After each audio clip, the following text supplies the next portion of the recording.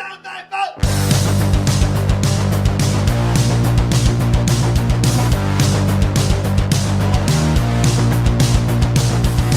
heard the rest. Now here's the best. Stay Tuned Sports Podcast.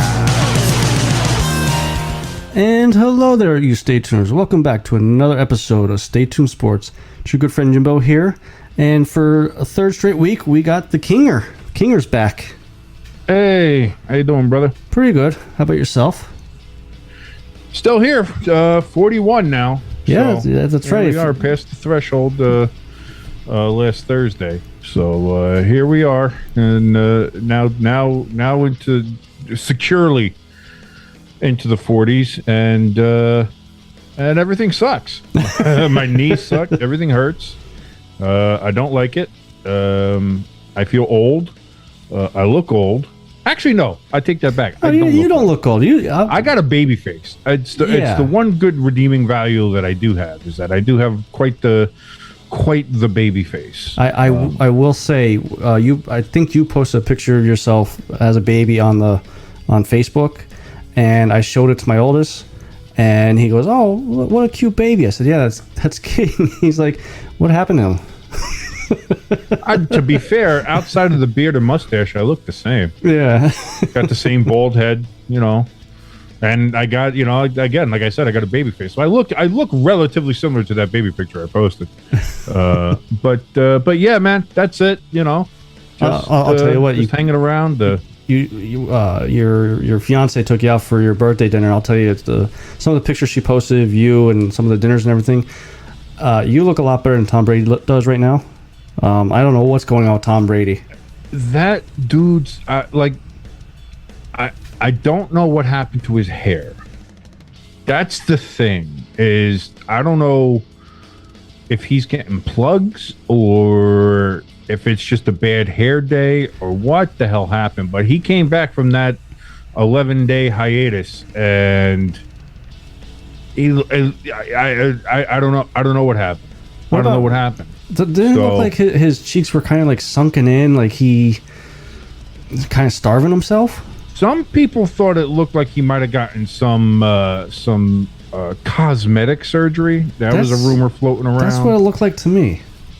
There's one of the biggest rumors everybody was saying is like, oh, he's on The Masked Singer. No, he fucking wasn't. Stop. Can we confirm that?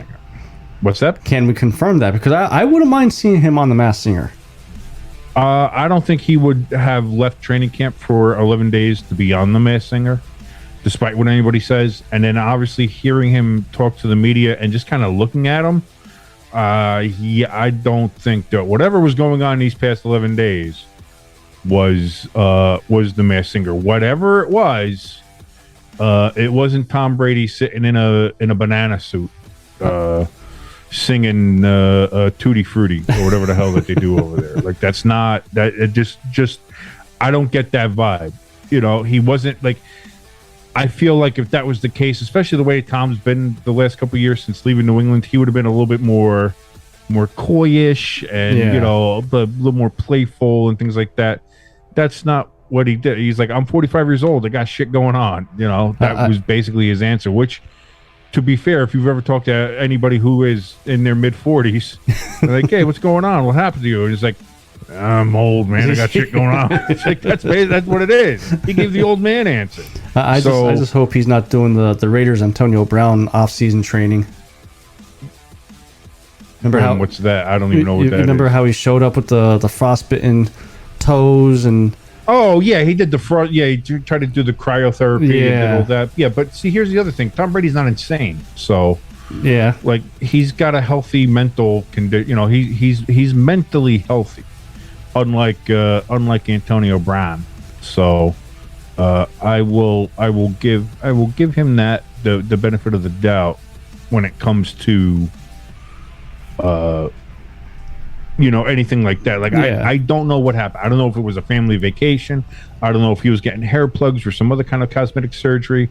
I don't know if he was some part of secret fight club, and that's why he looks all disheveled and whatever. Like, if I don't know if maybe he pulled off the Aaron Rodgers, the mushrooms, Peruvian journey, going down there, taking some ayahuasca, sitting in the mountains for a couple days, reconnecting with nature. Like maybe that's what he was doing.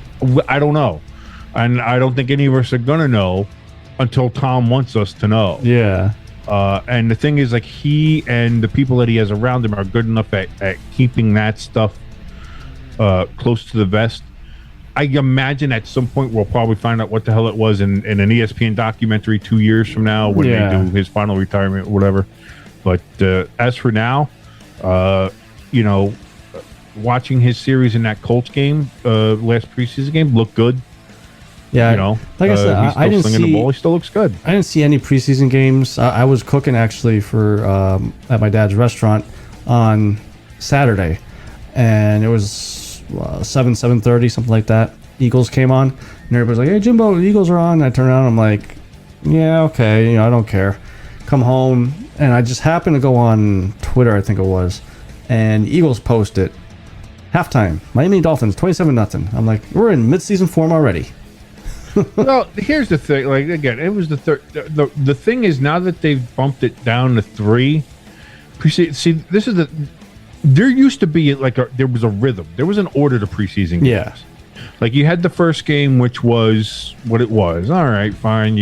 Somebody's in for your starters might be in for a series or something like that, and then it's all switched over. The second preseason game, they'd be in for a quarter. You get a little bit more of a rhythm there. And then that third preseason game is where they'd be in for a half, maybe even 3/4.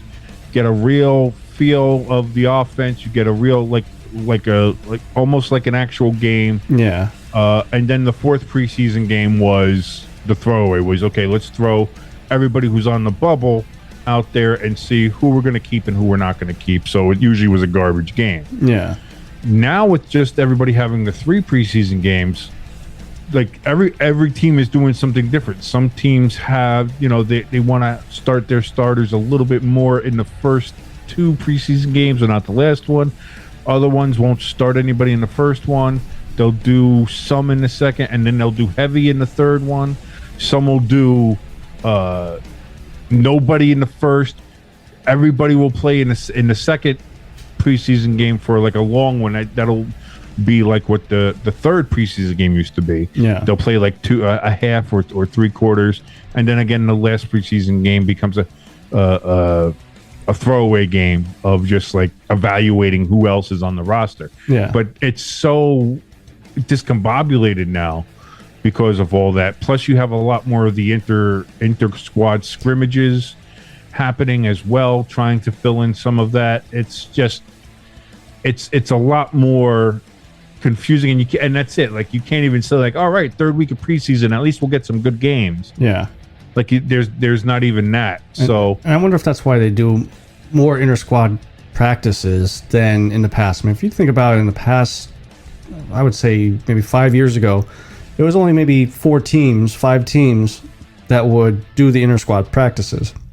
Now it's almost like the whole league. No, it's become, because it's something that the teams can control. You can't control preseason games. You can't. That's, you got officials out there. The pace of everything is set by everybody else. In. When you have the scrimmages, you have it where the team set it up. Okay, we're going to do this drill. We're going to do this is the scenarios. This is this, and this, and yeah. And that's why they do that, I think, more often. And I think here's the thing: if the NFL gets that 18th game, which they're pushing for, we're either going to, obviously, either the preseason is going to get knocked down by a game to 2 games, or they may just eliminate preseason altogether. And then that's what you're going to end up having like the inter-squad scrimmages during August, during the training camp, and then they'll just go in. So I think we're getting to the point where you have to, like, preseason is getting pretty close to useless. Yeah. Like, it was useless anyway. But I mean, at this point, there's really no reason for it other than the owners getting full ticket prices from their fans. Yeah, and $10 beers. And that's the thing that sucks about it, is that if you want to be a season ticket holder, you have to buy the preseason games. Yeah. So that's even worse. Like, it's so unnecessary. Like, it's just the only reason they're doing it is for money. Yeah, to recoup some money that they might lose if they have to add an extra bye week. But see, I thought they had 18 weeks this year. They have 18 weeks, but 17 games. Oh, so they would go 19 weeks, 18 games. So then you would end up having is you'd have 18 games. No, it would be 20 weeks, because you're going to add. If they go 18 games, they're going to add a second bye week. Okay. I think guaranteed you're going to have a second bye week. So it's going to be a 20-week season. You're going to have 18 games, 2 bye weeks. And I think at that point, you're going to have to sit down and have a serious discussion. Like, okay, I think it's time we just ended preseason. Like, it's going to outlive its usefulness, especially if you can do the inter-squad scrimmages and find out everything you would during a preseason game. And that's the thing. Like, what if they were to keep 2 preseason games around? What exactly would you get out of it? I mean, it's not enough film to get out of there. What are you getting from these games that you wouldn't get from practices, from an inter-squad practice, from anything else? Like, what is the benefit of having these games before the season at this point? Like, when it was 4 games, I get it, sort of. Even then, for most of my life anyway, people were clamoring for, like, man, these preseason games are they're useless, they're pointless. Why are there 4 of them? Yeah. The best thing about the preseason was, like, you get the Hall of Fame game and you get that first week of preseason games, and then you'd be like, all right, football's back. And seriously, after like the first series or 2, you're like, well, this fucking sucks. I'm going to go watch something else. Yeah. And then you just wait until September. Yeah. So like this idea that, oh, well, you got to keep preseason. Why? What is preseason serves literally no purpose now. Well, when it comes down to it, to talent evaluation, to all that kind of stuff, preseason doesn't serve a purpose anymore. There may be one team that wants to keep preseason football going, and that's the Raiders. I know who you're talking about. The Raiders? No, not the Raiders. Did you see about their past 5 draft picks? Henry Ruggs is cut. Last year's first-round draft pick was cut. Yeah, what was his Longwood or whatever? Yeah, but he was. But again, those are the picks of Mayock and Gruden. And this is the thing: how much of this do you lay as a Raiders fan? How much of that do you lay out Mayock's feet, and how much do you lay at Gruden's feet? Because while Mayock was the GM, Gruden had final say. Yeah, but before Mayock, I think Gruden, because Gruden was there before Mayock came. No, they came together at the same time. I believe they came at the same time. Oh, okay. See, I was thinking Gruden was there a couple of years before and had a couple of good picks, and then Mayock came in and I believe they came at the same time, or Mayock might have been there a year before Gruden, actually. Well, so let me ask you this then: who was the worst GM, Mayock for the Raiders or Gettleman for the Giants? Gettleman. Really, you think so? I mean, Gettleman by far. You missed 5. Even Gettleman. Here's the thing: whether or not Gettleman might have made a bad pick or not, or reached, or anything of that nature, the difference is the Raiders are not in salary cap hell. Yeah, it's not so much the draft picks that hurt the Giants with Gettleman. It's all his free agent sightings that have we have so much money tied up, and just think about it. And Kenny Golladay. Like, the Giants can't get rid of him because of his contract. And I really thought that was a good signing, too. And he has such a cap hit that even if the Giants got rid of him, they still eat that money because nobody's going to take his full salary. His cap hit still stays with the Giants. Like, it's so bad. And that's only one example of many when it comes to Gettleman. Yeah, I mean, like, maybe I was asking more about the draft aspect of it. Even with the drafts, like, okay, if you're going to talk about, like, just draft, like, maybe as a draft, maybe even, I would have to say, Yeah. But, because, first of all, selecting Saquon with the second overall pick was dumb.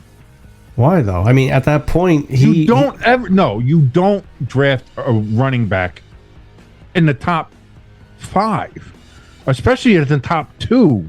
Would you still be? You just don't do it. Would you still be saying this if he was? Yes, because you don't do it because of reasons like this that never works out. It never does, and you could have gotten him either later on, or you could have gotten another serviceable running back later on in the draft. What has Saquon done for the Giants? Now, granted, it's not Saquon's fault. Our offensive line has been absolute dog shit for years. Yeah. And that goes to Daniel Jones, too. I think Daniel Jones actually is a good pick. Did they reach for him as well? Absolutely, they did. Yeah. They took him way too high. But I still think Daniel Jones is a good, talented, massively athletic quarterback. Yeah. But when you put him behind an offensive line that's, thinner than school toilet paper, what do you expect is going to happen? Oh, he's got to learn to hold on to the ball. Yeah, that's right. He has to learn to hold on to the ball as he's getting pummeled 70 fucking times a game because the offensive line can't block for him. Yeah. So when it comes to, so I'm not putting all the blame on the players, but in the positions that he drafted them, absolutely not. And you can sit there and say, well, what would have happened if Saquon turned out to be like an all-star running back? And that's great if he would have. But that still would have been too high of a pick. I mean, that's just common knowledge of some things you don't do is draft a running back that high. When was the last running back or a last running back that was drafted that high, though? You remember Ricky fucking Williams? Remember when the Saints drafted their entire draft class to get him number 1? And Dicka lighting up the cigar. Yeah. Oh, we got our guy. We got our running back. Everything. It's going to be smooth sailing from here on out. The fuck it was. They must have been smoking some of that shit that Ricky was. And now I think drafting I just running back first overall. Get the fuck out of here. And the Giants were only slightly less crazy than that because they drafted Saquon second. And they've both been about just as successful. Yeah, and because Williams really wasn't. I mean, he was okay with New Orleans, but he really wasn't good until he went to Miami. He was injury prone. He didn't play well. He had a somewhat serviceable career once he went to Miami. Yeah. He was an average running back in the NFL. He was okay. He wasn't great. Yeah, no, he wasn't a number 1 overall fucking pick. That's for sure. You know why? Because there's no running back that's ever been a number 1 overall pick worthy. None. Now, speaking of trades and things like that, obviously this past week was the last cut down for the NFL. And then you actually just brought this up to me a couple hours ago. I didn't get to see it. Rager,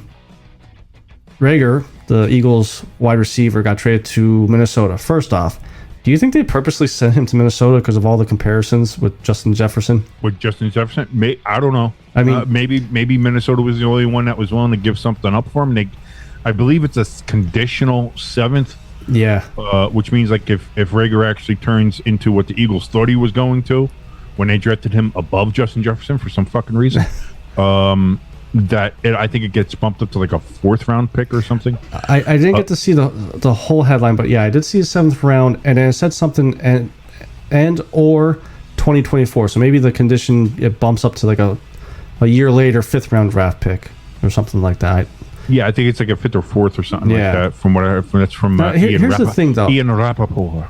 I don't think he's a bad receiver.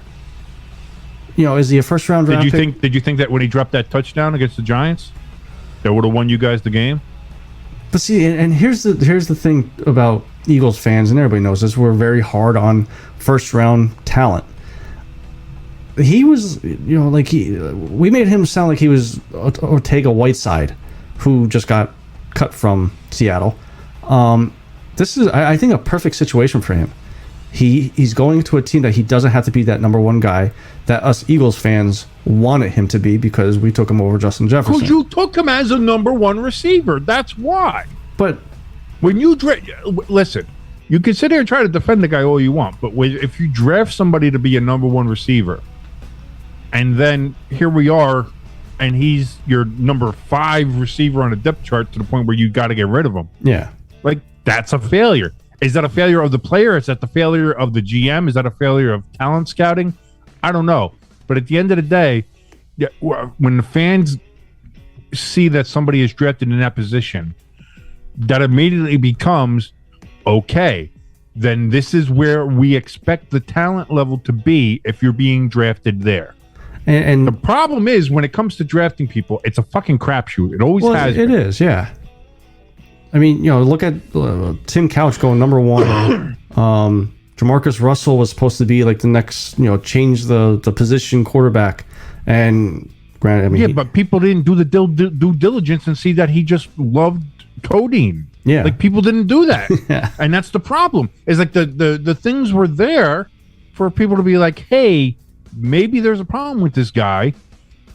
And they're like, people overlooked it and said, yeah, but the upside is so great. The problem is, when you're sucking down purple drank, there is no upside.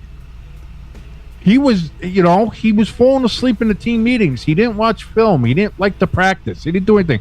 And it showed.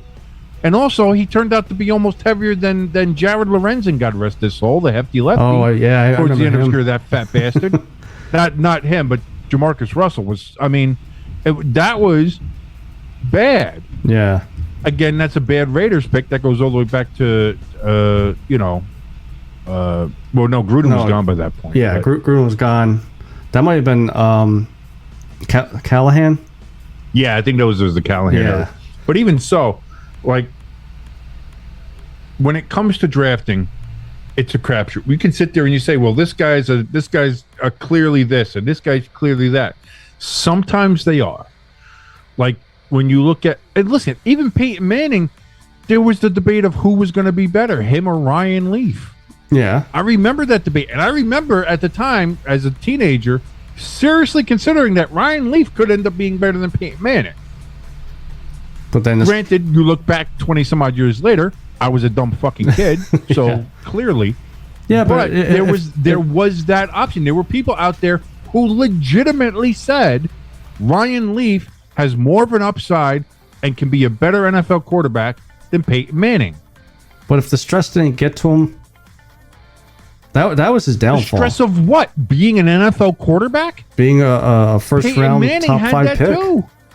Yeah, but Ryan Leaf was the number 2 pick. He wasn't number 1. No, it's a first round draft pick. Yeah, but so that was Peyton Manning had the pressure of being a number 1 draft pick and being told basically, you're going to be the savior of this franchise. Because people seem to forget, for most of the 80s and the 90s, the Colts were fucking Browns bad. Yeah. So you want to talk about what pressure? Well, if you can't handle the pressure, then you're a bad pick. And that's something that, again, people didn't do a good enough due diligence on. That makes me think about the punt god in Buffalo. Yeah. Like, apparently there was all these stories about something that happened out at San Diego State.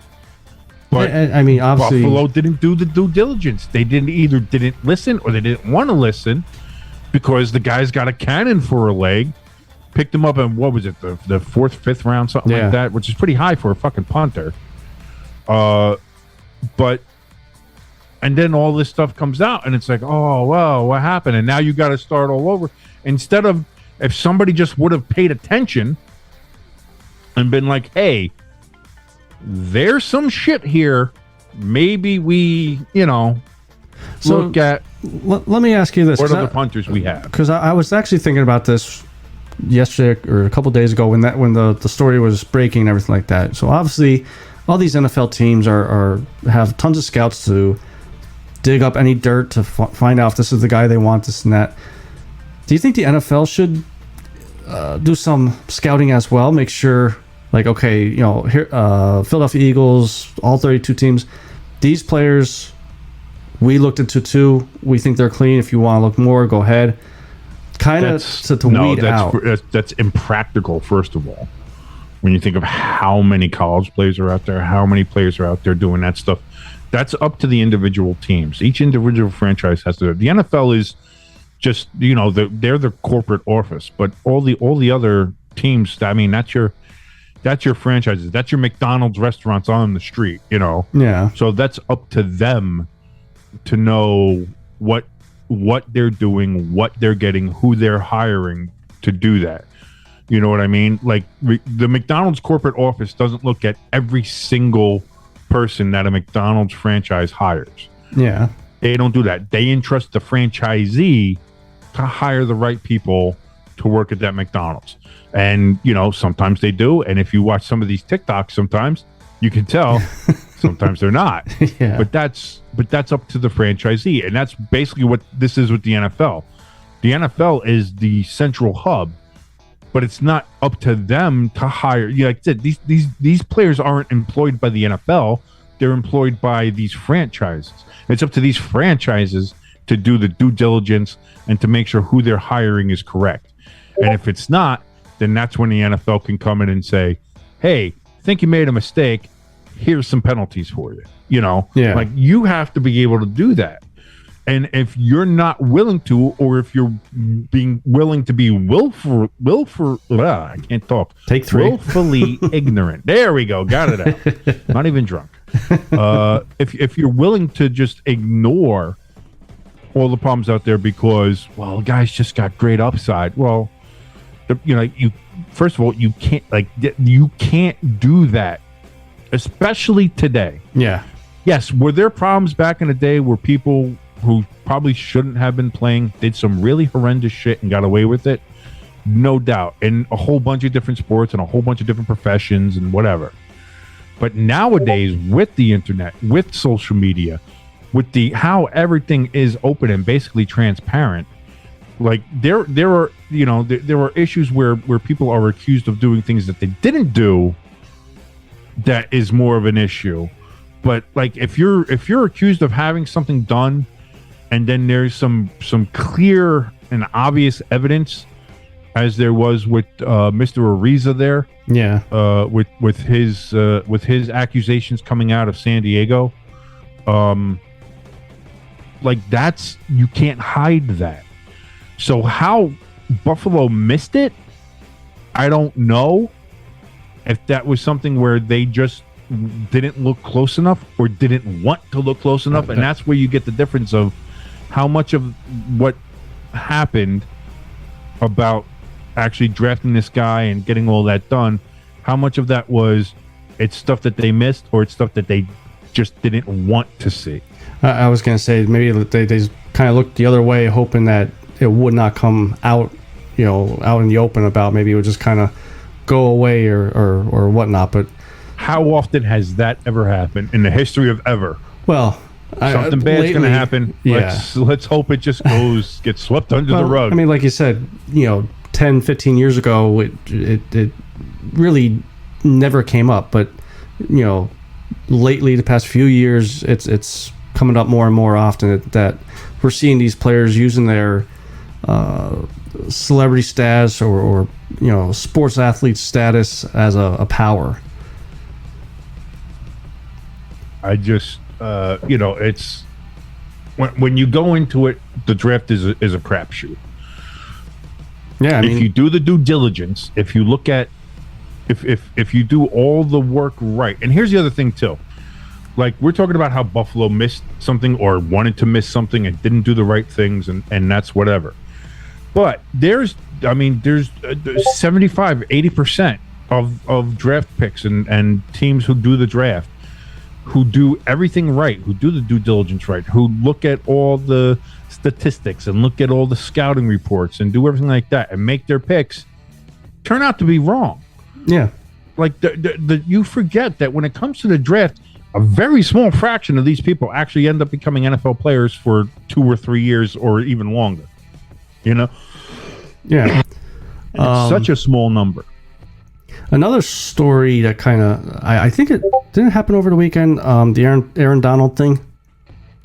Was that over the weekend or was that last week that we just didn't cover? I think, yeah, I don't think that was when we recorded last week. I think that might have been afterwards. So, did you see like the actual videos? Like he actually connected with players with the helmet. Yes, he did. He was wailing away. Even showed someone zoomed in on the one picture of the helmet, shrinking down as he's Myles Garretting somebody. So kind of taking a step back to, how the NFL is, the hub and all that stuff. Do you think, by this point, something should have happened. He should have been suspended or something by this point. But do you think he should have been suspended, being it was a inter-squad practice? Should have? Yes, absolutely. What he did was, listen, that's assault, brother. Like, at the end of the day, that's what it is. And if the only defense that's coming out about it is that, well, it was a team practice and not in a game, so the NFL doesn't have jurisdiction. So we're going to leave it to the team to leave it. Get the fuck out of here.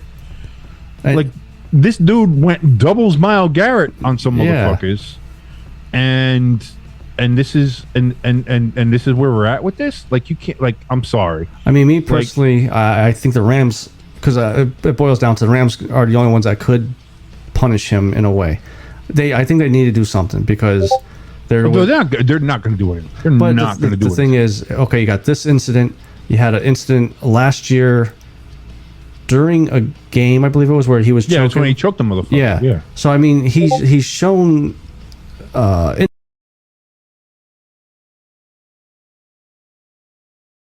incidences where he can't keep himself composed, and that's the other thing. You've seen his workout videos. What the fuck does he need helmets or choking somebody for? Just pop the guy in the head. He's a beast. But like here, like I don't understand, and this is one thing I heard this on the Pat McAfee show last week when this had happened, and he was coming out trying to defend it and just be like, people get hot in the situation there, just tempers running high, emotions running high, and something like that. It's just practice. You shouldn't be I can't believe people are trying to talk about him, getting suspended. This is practice or whatever. And it's like, this is, listen, I love Pat. I love listening to his show.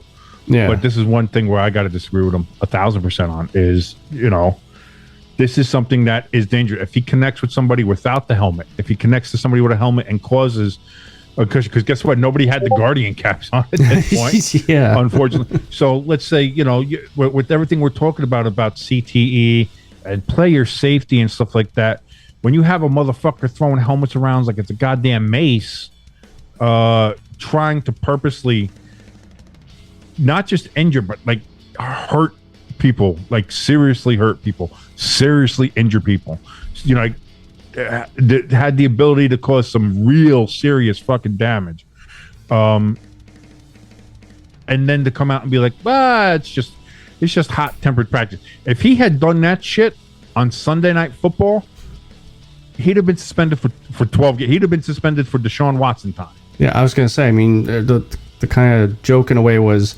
Myles Garrett got 6 games for one helmet. He should get 12 games for 2 helmets. And that's the other thing too, is that if you're Myles Garrett, I'm fucking fuming. Yeah. At this point, to see how I was vilified and I was made to seem like a thug and I was made to seem like I was just this common criminal on a football field. But Aaron Donald is it's just a practice. It's just the tempers are high. It's fine. They'll get over it. It's like, are you fucking kidding me? But like, how is it that one is evil and thuggish behavior and the other one is just got a little heated in practice today. That's all. Like, boys are going to be boys. But who do you send? The only difference is that the NBC cameras weren't there. Get the fuck out of here. Yeah.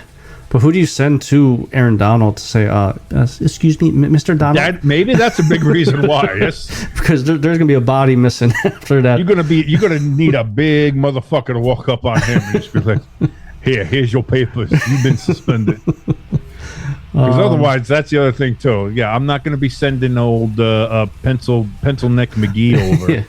Hey, like, hello, Mr. Aaron Donald. Yes, I'm here from the NFL home office here to let you know that you've been suspended for 8 games for your violent.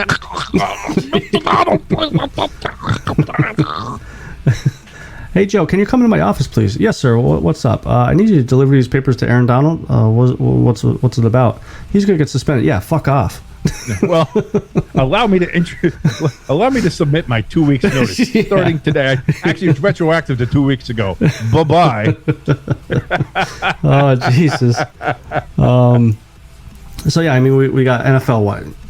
Not this weekend, next weekend? Yes, a week from this episode drops on Thursday, so it'll be 1 week from this episode drop. Okay, so that we get NFL football. That'll be the Buffalo Bills at the Los Angeles Rams. That's going to be a good fucking game. Now, is that the Amazon Prime one? No, that's NBC. NBC gets the season opener. Okay. Amazon's first game is the following Thursday, which is also another banger. And that's going to be Kansas City versus the Chargers. Oh, yeah, that should be good. That's going to be good. Yeah, well, that's the other thing, too. With Amazon getting the Thursday night rights, they were like, listen, we'll give you $1 billion. We're Amazon. We can do that. That's $20 to Bezos. But we want, if we're going to do that, we want more marquee games. We don't want, like, what the traditional Thursday games have been, which is awful fucking game. Yeah. So if you actually look at the Thursday night schedule this year, it's a pretty meaty fucking schedule. Like, Thursday night's going to be fun. And listening to the preseason game that Herb Street and Al Michaels did, I liked them. I liked their chemistry together. I think some of the pregame stuff has to get worked out. It's a new thing. They got to work kinks out. Now, Pat McAfee, I like the presentation. I like the graphics. Again, Al Michaels is great as a play-by-play announcer. I like Herb Street. I've liked him calling college games, so it's going to be fun to hear him call some of these NFL games. I like it, and I think it can only get better. Now, Al Michaels and Herb Street, that's NBC? No, that's not NBC. That's Amazon? That's Amazon. Okay. So you, as a logo guy, what do you think about Amazon's Thursday night logo? Could it have been better? Could have been worse? It leaves a lot to be desired. Okay. I'm not going to lie. It's very plain. It's very... So probably play the safe route here? They seem to have gone just very kind of cut and paste, very just, here's a generic shield shape, here's a generic font, and off we go. So that's fine. I could see within the next 3 years or something, they might revamp it. Okay. And make it a little better. I think this was kind of maybe just for now to see how it goes. I will say this, though. I like one of the little touches I saw on the game. You know how they have the on the field graphics with the first down marker and the yellow line and stuff like that, and how they often have what down it is, down in yardage to go. Okay. The Amazon logo, the Amazon smile, goes in the direction that the team's going. Oh, that's cool. So, instead of having the first down, having the arrow saying 1st and 10 on the field, it says 1st and 10, and then underneath it is the Amazon smile, either going left or right, depending on which way the team's going. Yeah. I thought that was a cute little touch. Yeah, it's something different. It's nice corporate synergy. Corporate synergy. It's all about synergy, man. Corporate. So, I mean, even though college football started last week, are you starting to get butterflies, nervousness for Saturday night? No, because it's either going to be a good, fun game, which I think that's what it's going to be. I don't understand how Notre Dame's a 17.5 point fucking underdog. I think people are really, really on Ohio State. And listen, can Ohio State go out there and fucking thump Notre Dame at the Horseshoe? Sure, they could. Notre Dame's got a new coach. They got a new quarterback. They got a lot of new moving pieces. I get it. Yeah. To where there might be some doubt, and plus other people just hate Notre Dame. That's fine. But man, I can't see Notre Dame losing by 17.5. And if they do, it's going to be a long fucking season.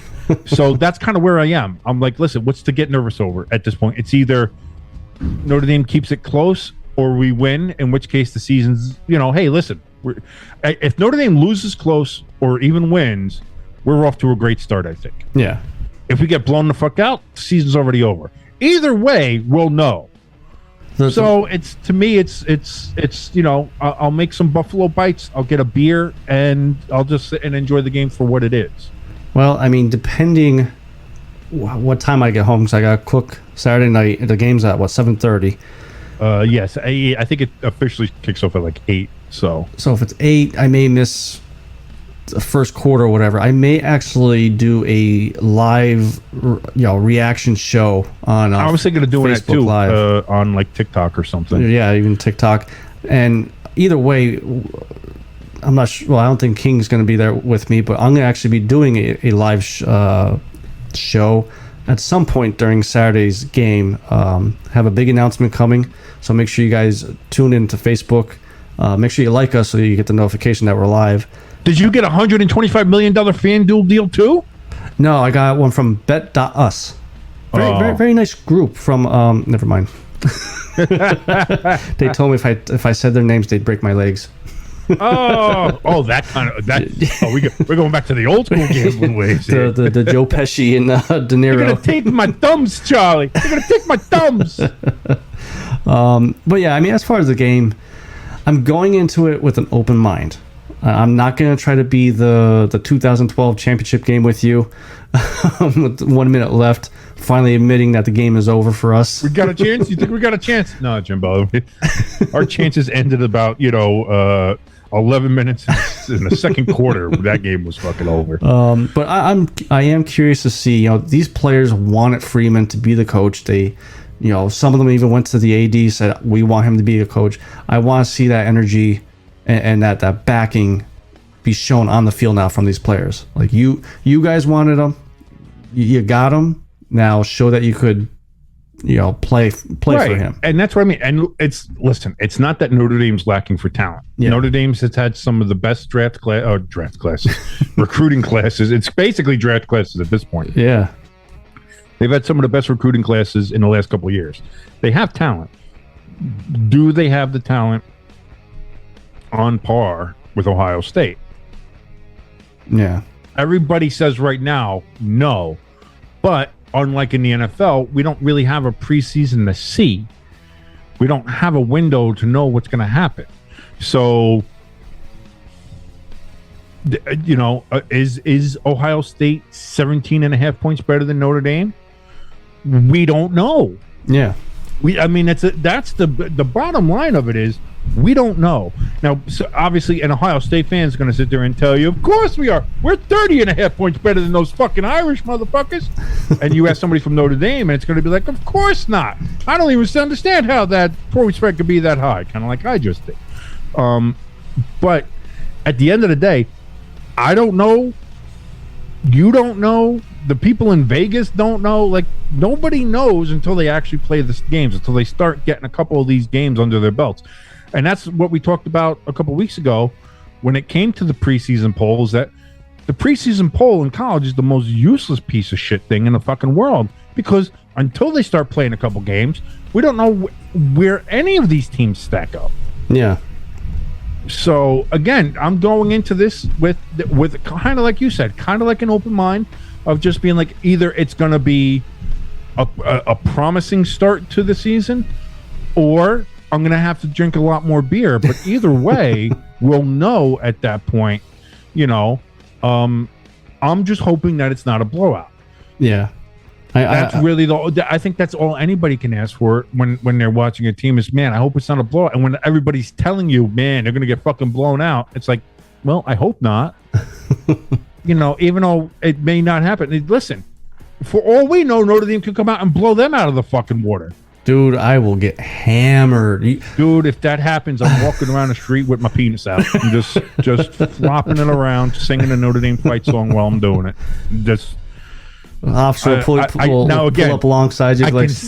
I can say that because I'm pretty sure that's not going to happen. But again, we don't know. I'll laugh if we have one fan that would be like, "Hey, King, remember that time you said that?" Listen, it would not be the first time I paid off a really terrible, cringy bet. Oh, so. I remember one. Did I tell you that? Well, I don't know. Did I tell you the story from way back in the day? Yeah. Yep. The Giants one? I'm not sure. I remember you had to dress up as a clown. I think that was you. From the old podcast? No. Okay. No, that's, I mean, they wanted me to dress up as a clown. I never did it. Okay. No, I'll tell you the story off air. It's a bad one. But, Okay. but yeah, so that's at the bottom line. Like we don't know. Again, just like everybody said, Nebraska was a 14.5 point favorite over Northwestern. Yeah. And they lost again. Scott Frost is the guy to get fired soon, right? Yeah. I mean, how much longer? I watched that game, and the onside kick made no sense, and that man blew 2 double-digit leads again, and allowed Northwestern to come back and win. Now, again, I'm not saying Northwestern's a bad team. They seem to have this undulating good year, bad year thing when it comes to Northwestern. Yeah. But when you think about Nebraska and what Nebraska used to be, when I was growing up, when you were growing up, Nebraska was a power. But we're talking 25 years now, maybe a little bit longer since Nebraska's been anything, like 27 years. Yeah. Really, since Nebraska's been any sort of powerhouse. So, like that Nebraska mystique is gone, kind of like Miami's a little bit. But even though Miami's mystique is still kind of gone, they still, they're still from Miami. So yeah, they're always going to have that. You. Nebraska has fucking corn. Like that's not the best, And so if you're not winning, you're not going to really attract new. Like that's your thing too. If Alabama wasn't winning championships, there's not a whole lot of reason to go to fucking Tuscaloosa, Alabama. Yeah. So. So I think that's probably going to be it for us. Wanted to talk about the Jake Paul Anderson Silva fight, but maybe we'll save that for next week or something because that's going to be a shit show to begin with. But anything with a Paul is going to be. Except I'll tell you what, Logan is a pretty good wrestler. I'll give him that. Yes, I don't like him. I'll give him that. I think he's going to do very well in WWE. I'm definitely going to start really watching some WWE, especially if they're coming to Philadelphia. Next? It's getting dude. 24. Triple H took over, and it's getting good. It's starting to get must watch again. Yeah, it really is. I've missed a couple ones, and then I've seen what happens the next day, and I'm like, "Fuck, I missed it." I was like, starting to get good. So I'm gonna, I think this is the time to start jumping back into it now. Yeah. So before we go though, head over to staytunesports.net for all of our social media accounts on the right hand side there. Like I said, I'm gonna do a Facebook Live thing Saturday. That's a good way to click on there to follow us and things like that. We have the merch tab up top, www.buymeacoffee.com/stsports. Just another way to show your support for the show. Check King out on Twitter and all his graphic designs that he could make for you guys. Well, this is the thing too, right? With the Buy Me a Coffee thing, if you like the show, you enjoy us, and especially if you like, come on, who doesn't love Jimbo? Listen to this young man right here doing so good. Listen, I'm only a year behind you. And just what your donations do, even the smallest ones, go to help getting better equipment, more things that will help make the show better, maybe more visual equipment that can then go into having a visual podcast along here with the audio one, so you can watch us on YouTube, or we can do more of the watch alongs and things like that. So your help, if you like us, if you like Stay Tuned Sports, those little donations help a ton. So definitely think about, just again, doesn't have to be a lot. $5, throw $5. That's why it's a cup of coffee. Thanks, Sally Struthers. That was my Macho Man. I was trying to. My throat's sore though. I've been talking a lot. So so I guess we'll get going here. We'll see you guys next week. But like I said, make sure you guys keep an eye on Facebook, because I'm still trying to learn the Twitter and the YouTube with the live thing. But Saturday during the Notre Dame game, make sure you guys tune into Facebook. King, I will see you next weekend. It was nice having you on the show again. Hey man, pleasure as always. See you guys later.